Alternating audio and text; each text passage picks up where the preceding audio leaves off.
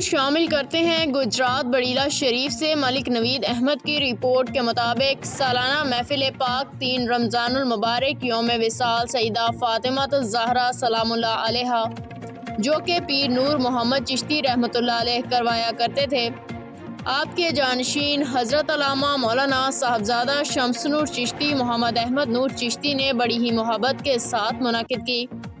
تلاوت قرآن پاک محمد حامد نور چشتی نے کی، نعت شریف حضرت علامہ مولانا حافظ عبدالعزیز چشتی نے پڑھی، خصوصی خطاب حضرت علامہ مولانا قاری عمران کاشف نے کیا، دعا حافظ فرقان عمیر نے کروائی۔ پیر شمس نور چشتی نے خطاب کرتے ہوئے کہا، انشاءاللہ اپنے والد گرامی کے مشن کو جاری رکھیں گے۔ نمایاں شرکت چودھری اکرم ظہیر چشتی، چودھری نوید اکرم، مرزا رزاق بیگ، پیر فدا حسین شاہ۔